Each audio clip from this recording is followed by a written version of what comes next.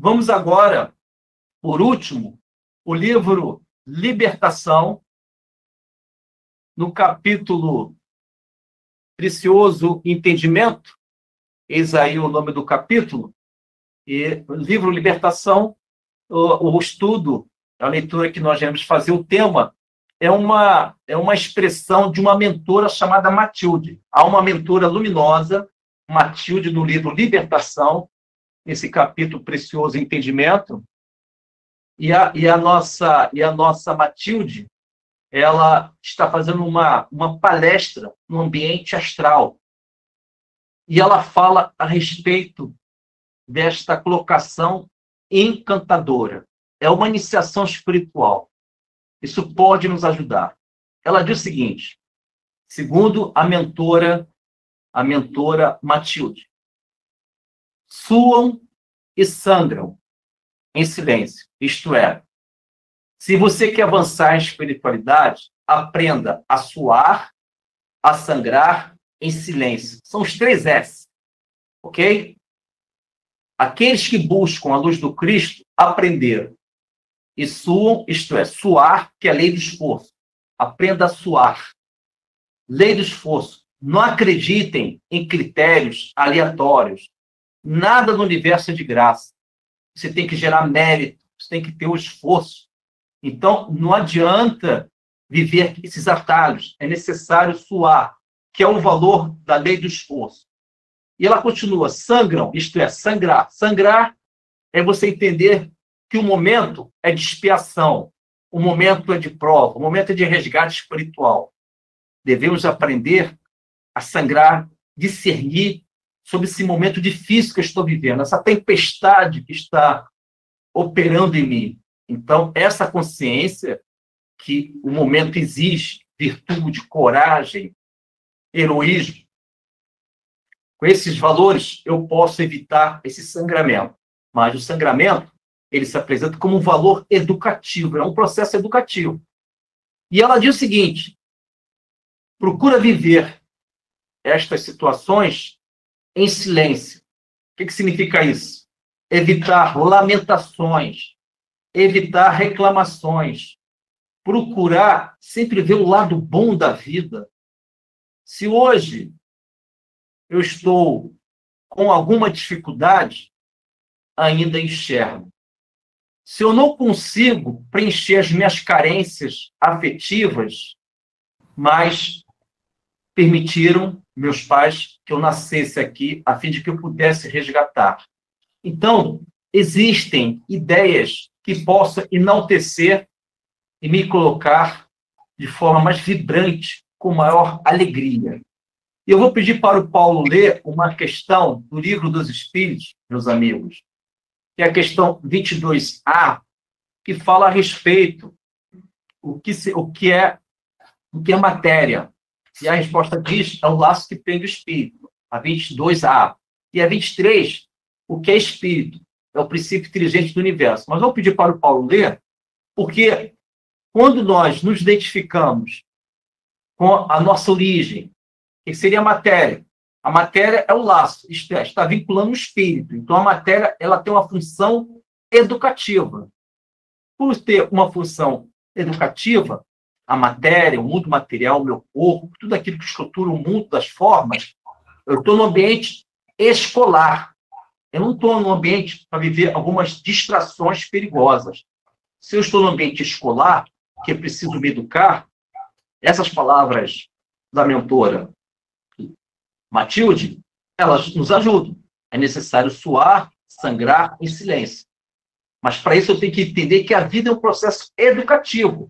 Então, essas 2 questões do Livro dos Espíritos vão nos ensinar que devemos observar a vida num valor educativo.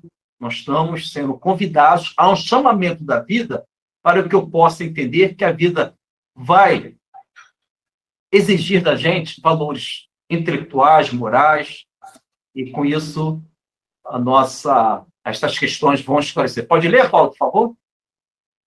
Vamos lá. Parte 1ª, capítulo 2, elementos gerais do universo. conhecimento do princípio das coisas. 22A.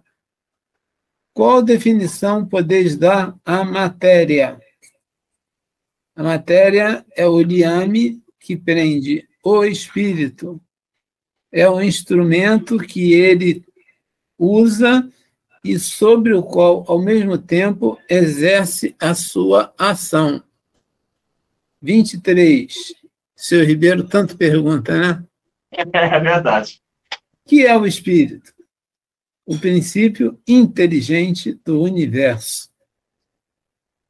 Perfeito, Paulo, perfeito. Então, meus amigos, estas duas respostas orientam todos nós que a vida carnal, a vida física, possui valores educativos, são valores que podem nos ajudar. E, como valores educativos, nós temos o nosso Mestre Jesus, que nos ensina e muito a respeito de vários valores.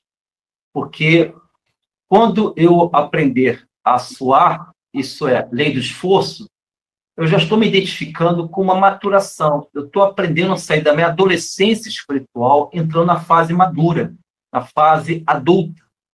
E quando eu entendo que, às vezes, irei viver as provas, as expiações, porque elas se apresentam baseado no nosso passado de equívoco, eu preciso me preparar. Eu preciso tomar a vestimenta de luz, tomar os caminhos que vão nos levar ao Senhor da vida. Porque é interessante. Há uma personagem no Evangelho do Senhor Jesus, vocês vão lembrar, em que ela sangrava, segundo os evangelhos, há 12 anos, em torno disso. E ela, quando soube que Jesus, o Cristo, estava passando na sua aldeia, ela, mesmo sangrando, ela teve a coragem, o coração valente, o heroísmo, a força imensurável de uma grande mulher. Ela sai da sua casa, primeiro símbolo, apesar do fato, ela sai da sua casa. O que significa isso? Ela sai daquela rotina de aceitação de um conformismo. Saiu da sua casa, ela começa a andar e ela vê Jesus. Mas quando ela vê Jesus, está lá nas Escrituras, há uma multidão. A multidão é um fato que ocorreu, existe a multidão como um valor simbólico, semântico. O que significa a multidão? Sou eu mesmo. Há uma multidão de personalidades que impedem que eu possa alcançar as vestes do Messias. Então, eu devo superar a multidão em mim, a multidão de pensamentos negativos, pessimistas, de pensamentos inquietos com as coisas que vão ficar aqui, esta multidão de pensamentos, de vibrações baixas, eu devo superar. Uma vez que ela superou ela mesma e a multidão, ela consegue tocar nas vestes de Jesus. E ao tocar nas vestes de Jesus, que é a lei do fato encantador, sublime, tocar nas vestes de Jesus é você também alcançar o teu corpo espiritual avançado, o ambiente mental avançado em si mesmo. E aí, caso os amigos queiram, consultem o livro No Mundo Maior, capítulo A Casa Mental. Calderaro explica que a nossa mente, através de um símbolo, é uma espécie de casa com 3 andares. A primeira é o porão, que é o inconsciente, vidas passadas. O primeiro andar é o pavimento principal, é o aqui e agora, o consciente. E o terceiro andar é a nossa superconsciência, onde se encontra o material divino em nós. Esta irmã, esta personagem do Evangelho, que tocou nas vestes de Jesus, ela conseguiu alcançar, com a sua coragem, ela conseguiu alcançar a sua angelitude. Ela acessou a sua superconsciência, porque quando ela toca no Cristo, Cristo para e pergunta aos apóstolos: quem me tocou? Isto é, Jesus reconheceu uma fé inabalável de alguém que tocou nele, mas tocou espiritualmente. Não é tocar em termos físicos, porque tocar em termos físicos não representam avanços espirituais. Mas quando tocou, ela tocou espiritualmente, Jesus fala: quem me tocou? Porque foi retirado virtudes. Isto é, ela conseguiu alcançar com a sua fé inabalável a beleza do seu Cristo interno, que dialogou com ela, que observou ela. E quando ela já está ajoelhada, já está frente ao mestre, ela se sente curada. Então, meus amigos, ela só alcançou a cura dela, ela só conseguiu viver essa cura dessa chaga, porque ela viveu literalmente o suar e sangrar em silêncio. Houve um trabalho interno durante esses anos todos. Então, mesmo sangrando, não desistam. Sangramento não impede de eu caminhar. Sangramento não impede de eu alcançar grandes empreendimentos espirituais. É isso. Fica à vontade, Paulo. Ô, Carmélio, vamos ler aquele artigo 7º? Vamos ver, sim. Muito bom. Gostei. Do livro O Céu e o Inferno, o Paulo vai fazer uma leitura do capítulo 7º. Foi bom, Paulo, lembrar, porque esse artigo 7º do Código Penal da Vida Futura, do livro O Céu e o Inferno, uma obra clássica codificada pelo professor Allan Kardec. Esse Código Penal da Vida Futura são vários artigos em que Allan Kardec, com muito superior, eles organizaram ideias que podem nos ajudar a entender o valor da vida. E o artigo 7º fala sobre você observar e corrigir seus erros. Fica à vontade, Paulo. O espírito sofre pelo mal que fez, de maneira que, sendo a sua atenção constantemente dirigida para as consequências desse mal, melhor compreende seus inconvenientes e trata de corrigir-se. Agora, um detalhe, Carmélio. Pois não. Sofre pelo mal que fez. A gente vai lá no Evangelho, bem-aventurados os aflitos. Como é que é esse sofrimento? O bem e o mal sofrer. É porque é um papo de gente grande, né? Porque, na realidade, o ideal é não sofrer, né? Mas o sofrimento, quando bate no corpo do nosso coração, é porque essa linguagem, essa conversa com a vida está conversando conosco.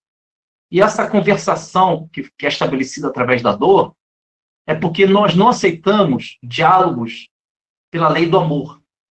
Quantas encarnações nós negamos grandes pais, grandes mães, grandes companheiros? Quantas encarnações fomos ingratos? E, num dado momento, a lei ela vai amparar os filhos rebeldes, que somos todos nós. E a rebeldia faz com que possamos voltar. Quer dizer, a rebeldia, diante da superação dessa rebeldia, diante da dor. A dor vai se apresentar como um processo de um remédio. A dor vai se apresentar, por escolha nossa, como uma forma de flexibilizar essa rigidez de caráter. Nós vivemos essa rigidez. Então, como superar uma rigidez, uma dureza do coração? Através da dor. A dor não é o ideal. Ninguém pode atrair e aceitar a dor. Mas lembrando que só existe dor porque nós negamos o amor anteriormente. Ah, mas eu não neguei, não, eu sou uma pessoa boa. Nessa encarnação, graças a Deus, você está se tornando uma pessoa boa.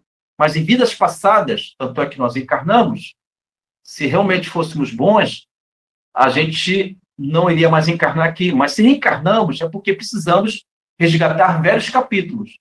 E, de alguma forma, se a dor se faz presente, é porque existem imperfeições. E as imperfeições devem ser superadas.